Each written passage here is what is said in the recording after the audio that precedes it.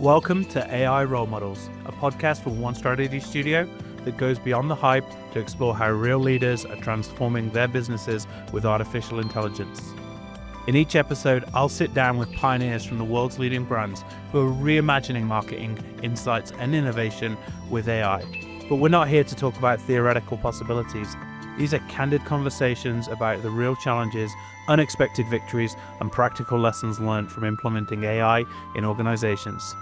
Here's today's episode.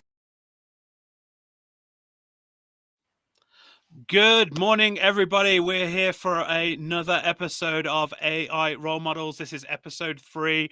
We're going to be covering humanizing AI, looking at the people side of AI transformation. I'm really delighted to welcome today's guest.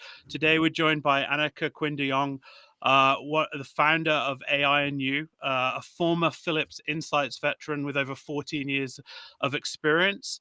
And has spent her time working with many leading FMCG and technology brands. Anneke, welcome to the show.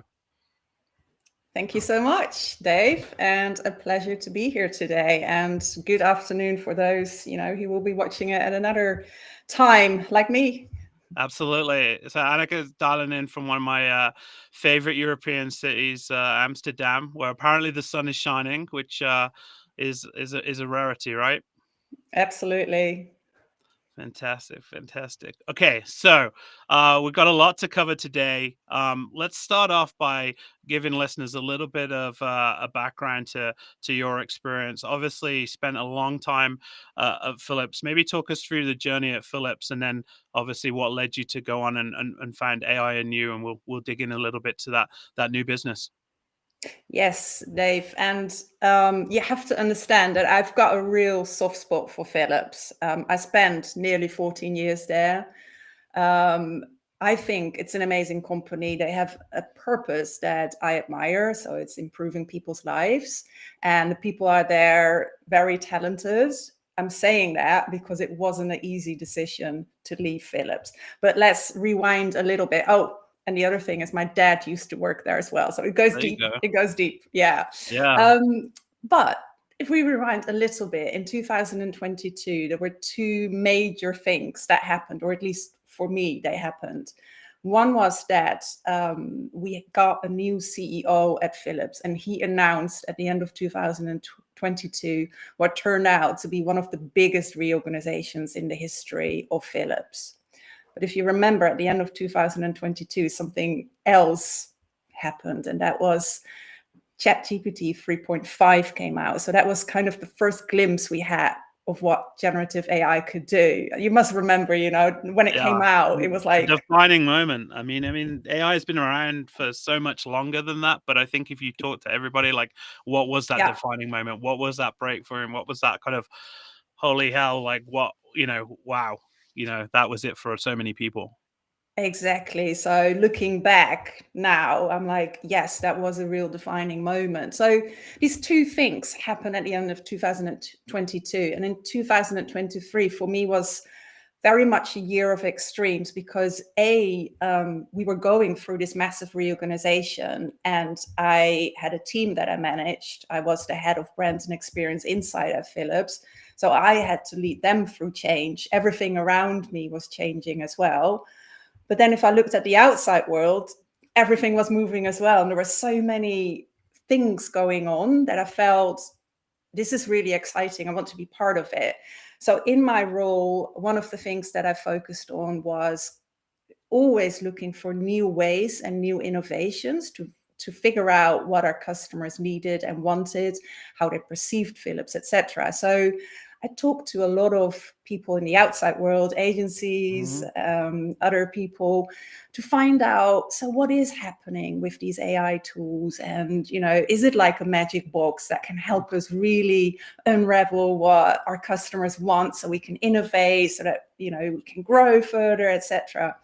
And the more I spoke to people externally, but also within Philips, there was something that struck me. And that was that everyone was indeed talking about the technology and the shiny tools that were being created, but no one was talking about the effect it would have on people. And if you think back about all the promises, like, oh, it will completely change the way that you work, the businesses, and the promises are still out there. No one was saying like, okay, but if that happens, what does my job look like in a year's time? Or, how should we help the people in our team to actually think about their learning path, their career path, their opportunities that come? Because things are changing. I think in the World Economic Forum report, The Future of Jobs, is that 39% of our current skill set will be outdated between 2025 and 2030. Wow. And at the same time, they also say 80% of AI projects are actually not reaching its full potential. And why is that? Because human factors. It's A, skills, and the Yep. second one is culture and resistance to change. So I thought, hey, there's something there that I feel really needs attention. So yeah, it was not an easy decision, because I was emotionally tied to Philips, but I still think that I really wanted to be part of. So that's why I left Philips last year and decided to found my own business, AI and You, which focuses on that human element of the kind of what we call co-intelligence, artificial intelligence and human intelligence working together. So how does that kind of manifest itself in terms of the work that AI and You does, from the experience you've taken from Philips, seeing this kind of human gap in terms of the adoption or the barriers? How, what are kind of some of the offerings that you do? And I believe, you've got like kind of coaching, mentoring, team leadership. Yeah. Talk us through a little bit of that. Yeah, so I decided to focus basically on three targets groups. So one is individuals, because I see that individuals are kind of a mix. Yeah, some of Yep. them are like ostriches sticking their head in the sand, like, okay, I'm just going to see what's going to happen. And other ones are like, I think it was Brene Brown who called it scramblers. So Yep. they're like head over heels, trying everything, not thinking about the consequences, the ethics, the safety, etc. And of course, there's a lot in between, Yep. but a lot of people are kind of searching, where is this going? So, and we already see that some jobs or some tasks are taken over by AI, right? And I really do think that we will not lose our jobs to AI, but we do need to redefine what it means to be human and what the human value is that we bring. So I help individuals in their journeys, like, okay, look at your job now, look at your job, what it might look like in a year's time, figure out where AI can be your partner, where it can help you, where it can take over stuff, and then redefine what your job looks like. So that's individuals, that's more the mentoring and coaching. Okay. And then I help organizations in bigger change management programs. So we were just talking about when Gen AI was still when it was becoming mainstream, and a lot of people had super high expectations, and they were saying like, yeah, we're doing stuff with ChatGPT, we've got the AI tools. And I think now I see a bit of a change where people are saying, okay, we invested in it, but we don't necessarily see that huge change or that huge competitive advantage. And they also say, hey, we see that our people are not necessarily adopting what we are offering them as help. So that's a little bit where I offer change management to organizations, and then individual mentoring and coaching to individuals. Obviously you talked about with the individual side of things that, everybody's on this spectrum from, the head in the sand to the kind of tinkering and embracing it, embracing everything. When you think about kind of coaching the people that are more apprehensive, how do you think about kind of converting them from that apprehension to real enthusiasm about what AI unlocks? And one strategy, obviously we're so focused on the combination of human expertise and AI, and how opening up more time for that strategic work, that deeper thinking, that critical thought. We see AI as a real unlock for that. But I'm really curious to know, as you've coached people and mentored people, how you kind of help them see the opportunity rather than the threat. Yeah, no, that's a great question. And I think what I see is that I think anxiety often comes with the unknown, right? People are a bit in the situation where they're like, I hear so much about this, but I don't know what it is or what I Mm-hmm. could do with it and how I should feel about it. So that's when people get a little bit anxious. So I think one of the first things is just really plainly take people along and explain what it is, right? This is Mm-hmm. AI, not in the super technical jargon, but really like this is AI. But then after that foundation is set, people need to start seeing what it can mean for them and how it can be relevant and how it can help them in their career or in their life. And the best way is to actually show it, right? So I Mm-hmm. always demo things and start showing people. I don't like to kind of have off the shelf presentations or solutions or workshops. So I always make it really relevant to the people that I'm coaching or training and show them what they can do already. And then I ask people, look at what you're doing right now and almost have like 3 swimming lanes. One Okay. swimming lane is really about this is what I want to keep doing. This is important. This is what a human should be doing. There's a swimming lane, which is like, Yep. okay, I actually don't really like this. Let's have AI take it over.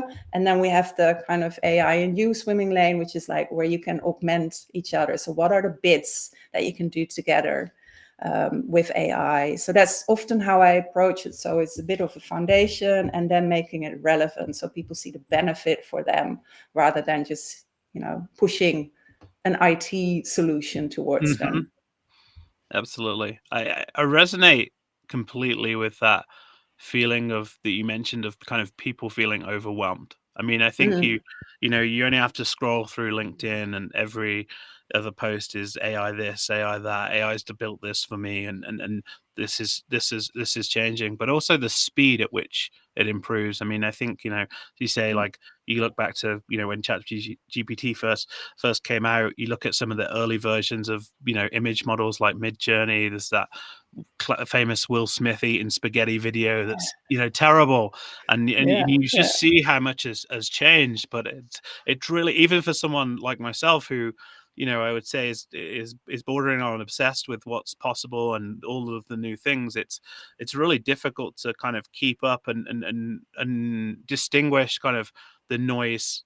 How do you understand? There's a lot of noise. You know what I mean? And so yeah, helping people kind of understand how it's applicable to them and their role, is really important. And it is such a technology where you kind of just have to roll your sleeves up and get your hands dirty and experiment with it. yeah, Um, and not everybody's kind of comfortable with kind of that approach to kind of a sandbox approach of like, well, what if, and even the exactly. foundations Yeah, of one yeah, strategy was Jonathan thinking like it was really an experiment to could we automate the full process. Like there was never a plan to build a business out of it. It was an experiment that seemed to work okay, and kind of we built yeah, on and built on and things like that. So it's definitely about encouraging people to not be to be afraid to experiment, to have a kind of open mindset.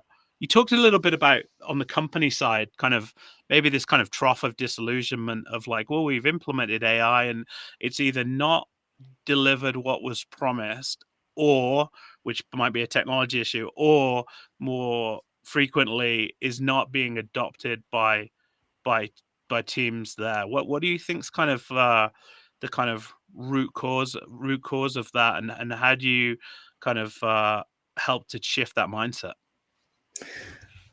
I think I think there's two things going on there maybe. So one of them is that kind of resistance to change. I think it's kind of inherent to people, right? And of course, there's different people. Some of them have real growth mindsets, and other ones have more fixed mindsets. But I still think inherently people are resistant to change. If you go back in history, you see enough examples when the print machines were first brought Hmm. out and installed. There were workers who came in at night and demolished all the really expensive big printing machines because they feared, for their jobs. They didn't necessarily fear progress, but it was just very close to them. It was their life, their jobs, etc. So I think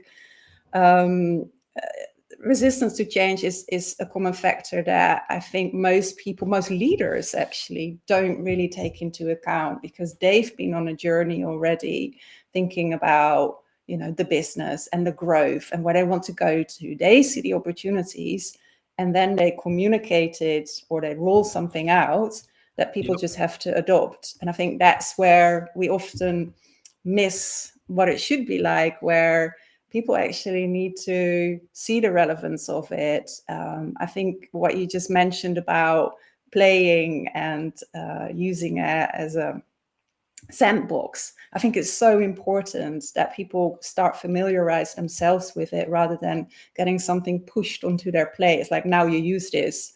They need to understand why they're using it, how they can use it. People need to be listened to. What are their fears, so they can be addressed? So I think that part of anxiety is one element why things don't necessarily go as intended. The other thing is maybe that we sometimes think it's like magic, right? We feel like, and that's also when you, like you, I try to immerse myself a lot in the topic. And you're led to believe that it is, and in some ways it is magic, right? But in other ways, it's not like you push a button and there's your solution, and now all of a sudden your business is gonna, triple its size. It's not. So I think people are also a little bit disappointed that there's not just one button or one tool that can solve all of the problems. I don't know if you recognize that, if you've seen that. Yeah, no, absolutely. I think the expectations of where does it integrate, and we'll come on to this in a second, about kind of building that kind of intelligent team. But yeah, the kind of one button fix everything, doesn't yet exist, and it's probably some ways away. But one thing that was fascinating to me, just kind of linking back to that emotional side for the individuals. I've been interviewing a bunch of kind of recent grads recently for a marketing role we're hiring for at One Strategy, and talking to them about AI adoption and AI first, and kind of that approach. And what's fascinating, I think, even though AI is relatively new to academia and education, and I look at my kids in school, like there's almost this negative lens being put on AI as like AI is cheating. And I've discovered that in the world, like, it's like, well, no, but the whole point of this is you should be looking to implement it more. And I understand the lens that they're coming from. But it's super interesting to see how some of the people coming into the workplace are, maybe not using it as much as they even should be, because they've been kind of taught that it's cheating. It's cheating. It's not doing my work. Like someone in an interview said, "Oh no, I didn't use it. I did this, but I didn't use AI for it." And I was like, "Well, that's actually not like that impressive, because you've actually spent hours doing something that you could have done much faster and stuff." So yeah, don't get me started on that topic, Dave, because I've been talking to the school of my kids as well, and they literally said, we've invested in AI. We invested in an AI detection tool so that we can prevent kids from plagiarism. And that's as far as we go, because we do not think anything else is relevant. So I didn't know where to start to, explain, like, oh my God, you're not preparing this younger you're not generation the for a future future. generation for Yeah. for where there's that. Well, we could do a whole episode on the impact of AI in education, but we'll save that for another time. I love this phrase you use, kind of building co-intelligent teams. Which obviously combines the human expertise and brain power with AI, advanced AI. But what do you think kind of characterizes a truly co-intelligent team? I'm going to refer to an article that has just come out last week. Ethan Mollick wrote a great article. I think it's called "The Cybernetic Teammate." Okay. Him and Procter and Gamble did an experiment with a lot of employees at Procter and Gamble, where they looked at the kind of effectiveness of 4 groups. So one was a team without AI kind of agents or colleagues, a team with AI colleagues, Yep. individuals and individuals with AI. And well, anyone who's listening and yourself, have a look at it, because it's fascinating, because they found that the team who is kind of collaborating with AI, so not just like using it as a tool, but actually using it more as a teammate, they by far outperform the other 3 kind of research groups. They outperform it quality, efficiency, but also, and this is maybe even the most remarkable thing, also the happiness of the employees, of the team, which I find really interesting, because that was maybe something that wasn't necessarily expected. So it's really interesting to see that once people feel comfortable seeing AI also as a sparring partner, as a colleague, rather than just a tool, that's when you get your best outcomes.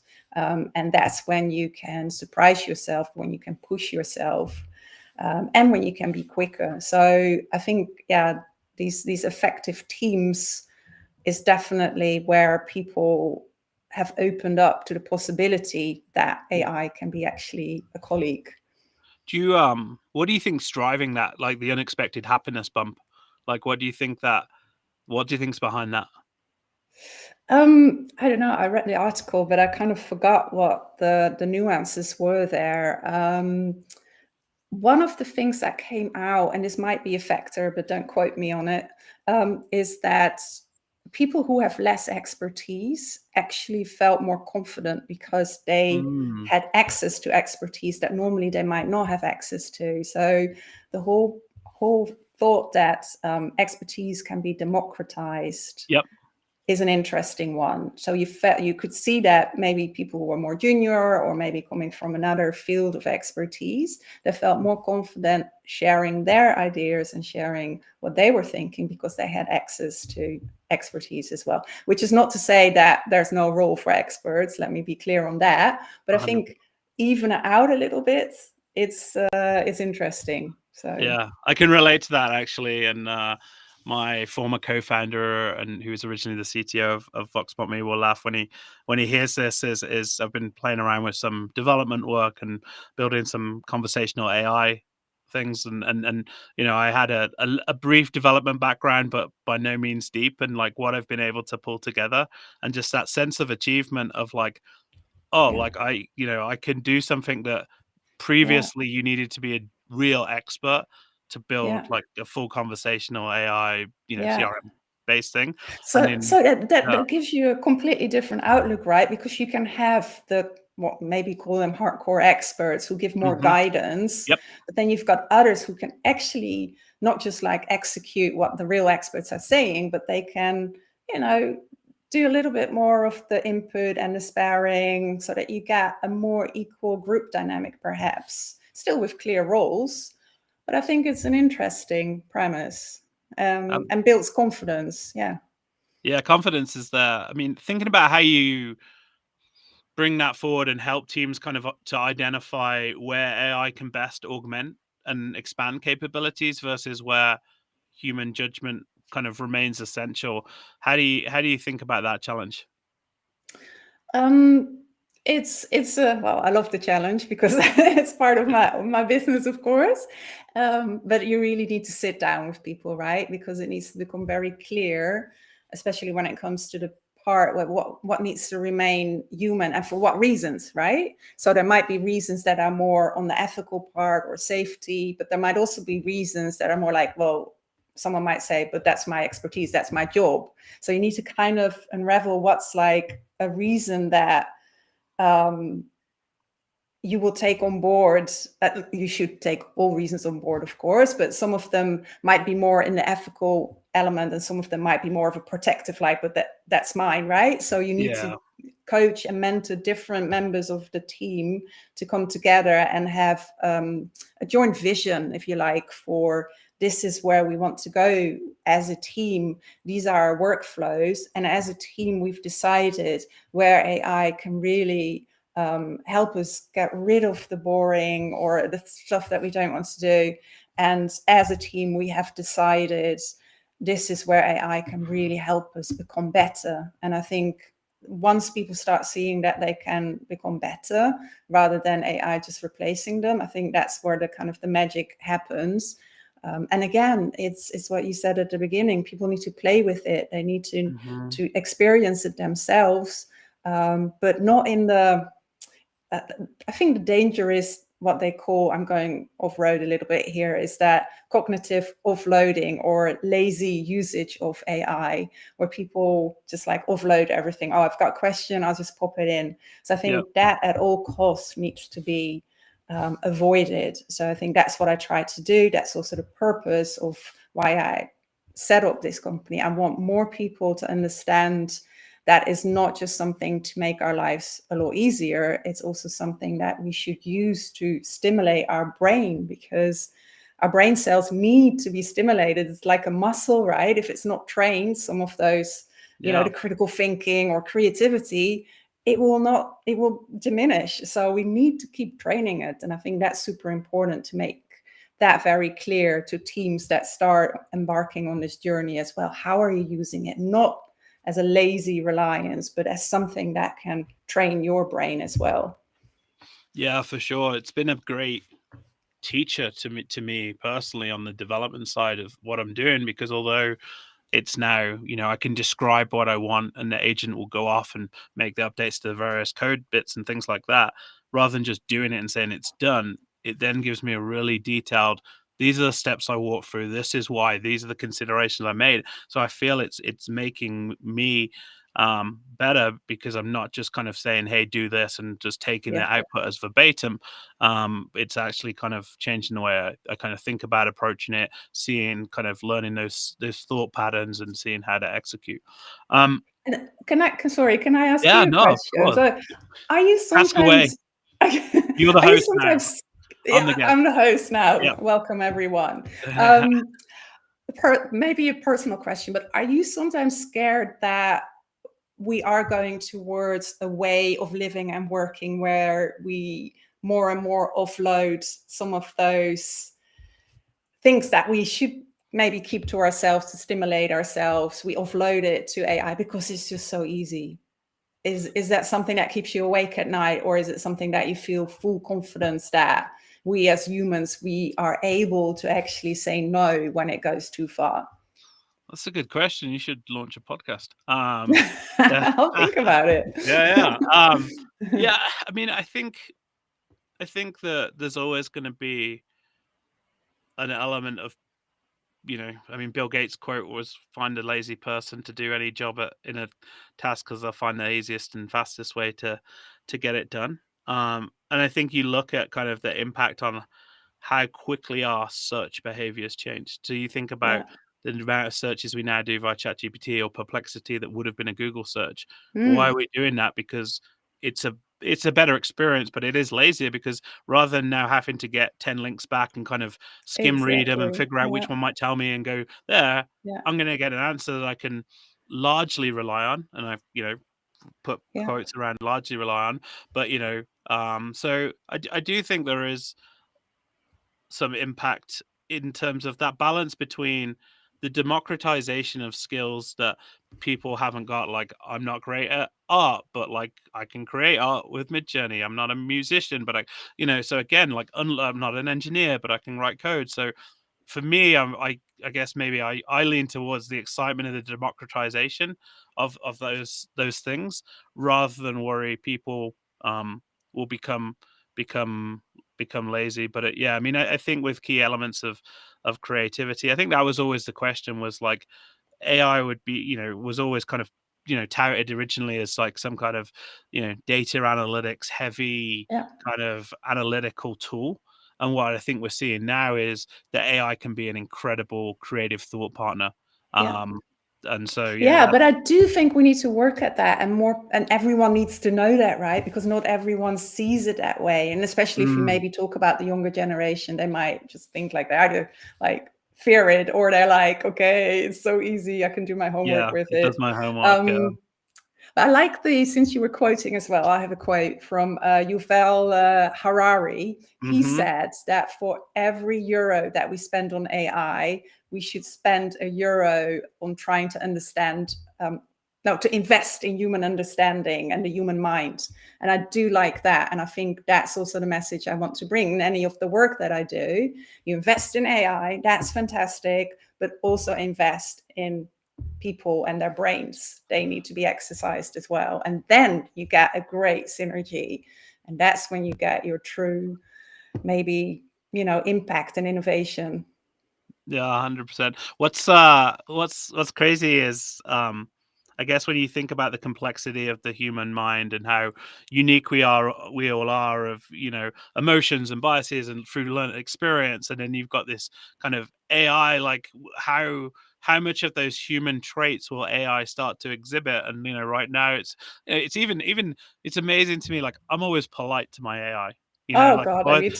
thanks for Yeah, that. Yeah, please, could yeah, you do that? And yeah, stuff. Yet it's, it has no emotion. And but it's crazy to see. Switching gears a bit and thinking about kind of driving that organizational change management and with AI, kind of how do you think organizations should be approaching kind of upskilling their employees, their workforce for kind of AI readiness, and what is the kind of role of leadership in that versus what is the role of the individual to take kind of some ownership of their own self-development? yeah. I think there's always a role for both. Let me start with that, because I think leaders should lead by example. They should roll out programs. They should encourage their employees to do self-development. But I also think there's a responsibility of the individual, because the easiest thing is to sit back and not do anything. But I think particularly in the time that we live now with so many changes, I would say, like, don't let the change happen to you, let it happen for you. And to be able to do that, you need to invest in yourself. You need to look at your learning and development, etc. So I think there's responsibility on both sides to drive that. But if we talk specifically about skills, I think this, again, we need to establish what's going on right now, right? Because it's so Hmm. difficult to look at what's going on in 5 years. So there Yep. is these interesting graphs. I think, again, it was the World Economic Forum that showed which of the skills are really important right now and which ones are projected to be important in the future. So you've got like 4 quadrants, and you see in the top quadrant, so important now, important in the future, there's things like critical thinking, etc. And you see in the left-hand corner, you see other things. I'm not going to maybe name too many, I might get it wrong, but I think maybe those kind of things, rather than think of them as set in stone, I think at least it should give us guidance on how we want to develop the people in our company. Hmm. So we really need to look carefully at, what is going on in the outside world, what is the prognosis of where we're going, which skills will become more important, which will become less important, but keep reviewing that, because things are changing. But I think some of the essential skills, like asking the right questions, critical thinking, decision making, at the end of the day, I think should be human, and we should develop them even more. So I think these are the ones to focus on, and I think the leadership should allow people to focus on that. Yeah, and hopefully AI and automation plays a role in opening up more time to really invest in Yeah, those there's that key yeah, critical thinking and problem solving um yeah, within there. I do wonder how, the more entry level roles, how do people get that learned experience and things as companies kind yeah, of yeah, switch towards, my daughters are 12 and 14, and just like, what does their education start to look like in terms of the, coming into the workplace. And I think there's, as you say, there's been a lot of reports about the future of work, but I think we can kind of hypothesize about where it may be heading. But the speed of change, I think, is also what's been difficult for a lot of people to grasp, because I think yeah, previously technical cycles were 10, 20 year cycles, and this, it seems almost on a weekly basis there's some new Yeah. breakthrough or kind of opportunity that's kind of really changing the whole paradigm of what work looks like, and how it's there. When you think about the people that you're working with, I'm assuming a lot of them are in kind of the insights and in innovation space. So specifically for our industry, what do you see as the biggest kind of opportunities right now to kind of be embracing kind of AI? Good question. I think in the inside industry, and also inside industry working in innovation, we've always been, and I say we because I still count myself in that as well with that background, have always been really good at asking questions, right? So Hmm. be it in quantitative research, qualitative research, questioning data, we ask questions. We're curious and we ask questions. Yep. And I think, if anything, these things are even more important now. So, think about what we talked about earlier, the way that you ask questions to Hmm. any chatbot or AI application, the way that you interact with it, not lazy, but provocative. Ask it so that you get the right output. So I think that is a real advantage.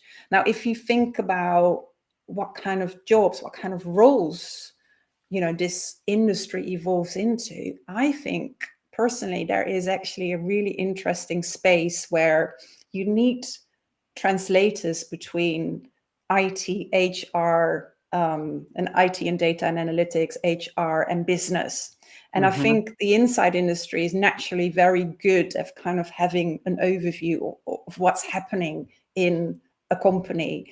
And especially with rollouts of AI, you see that it's often done either from a kind of technological point of view or driven by AI, by data.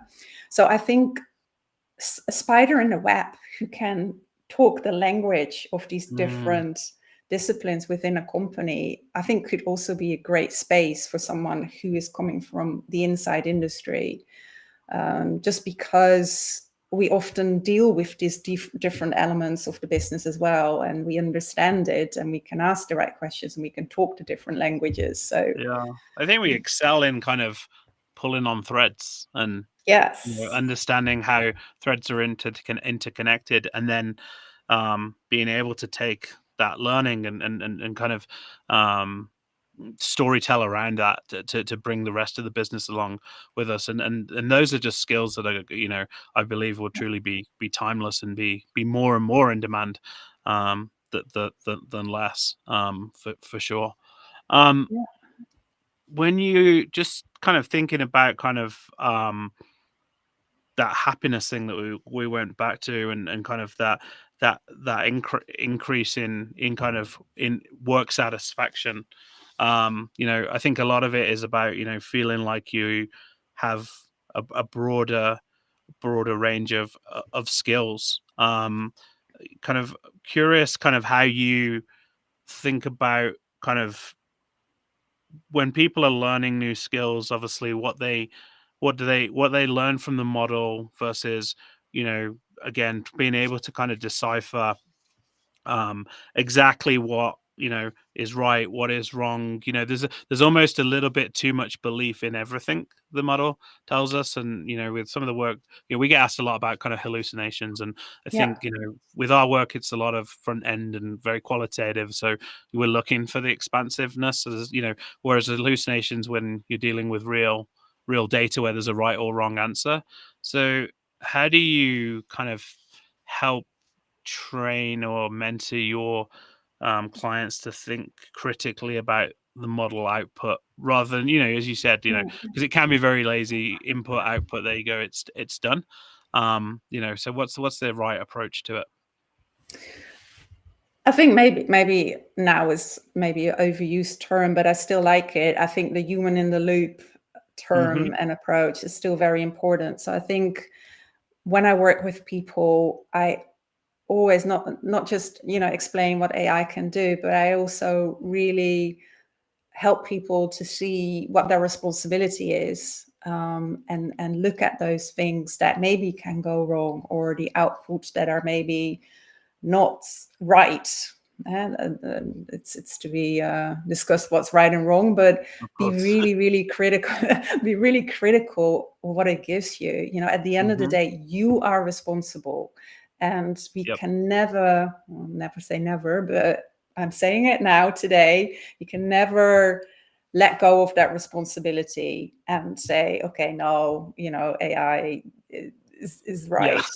We cannot do that. We need to always take the end responsibility. So never take just copy paste what AI is telling you and put it in front of someone else, or do something, make major decisions with it. Use your common sense as well. Use your human brain, train it. And I think that's really important. That's what I always I spend quite a bit of time on that, and it might sound obvious or boring, but I think it's one of the most important elements of the work that I do, is to make people aware of the limitations of AI as well, and of our critical judgment of what it's producing and what we do with it. Responsibility, super important. Could not agree more. Okay, so quick question, super random. What is your favorite model? Oh, I was which supermodel or Yeah. Well, no, what is your my favorite favorite model. LLM? Because Yeah, I'm not sure what mine is, but I'm curious which is your go-to? it's ChatGPT. It really is. I it's the first one I use, but Mm-hmm. I think also, they keep coming up with the new features, like, the image creator that was updated just 2 weeks ago. Awesome. Sora is now part of it. I like the tasks. I like the project. So that is the one that I go to every single day. I use Perplexity as well, because I think Perplexity gives you just that little bit more robustness of the sources, and it just feels a little bit more, yeah. When I have like more scientific or solid questions, Yeah. I go to Perplexity. I think, and this is not necessarily an LLM, but it's based on an LLM. I think Notebook LM is amazing. Yeah. Really, I always think I'm not using it enough, and every time I use it, I'm like, it's so good. Yeah. If you need to go through, or even for kids, if you need to go through learning material, Mm-hmm. asking it questions, connecting different things with each other, making podcasts. So I Yeah. think that's great as well. But just the one that I use the most is ChatGPT. Yeah, it's been interesting to see ChatGPT's pricing model evolve. Obviously, they've got the free tier; everyone's got access to it. Most people on that $20 a month pro plan. Yeah. You've then got the $200 a month deep research option, and there's even rumored to be, I don't know what it is with the number two, but there's rumored to be a $20,000 a month subscription Yeah, for. but I think that was more agentic, right? It comes with Yeah, a whole battery of agents of and things. So yeah, yeah, you can kind of, it's interesting to see where that's heading.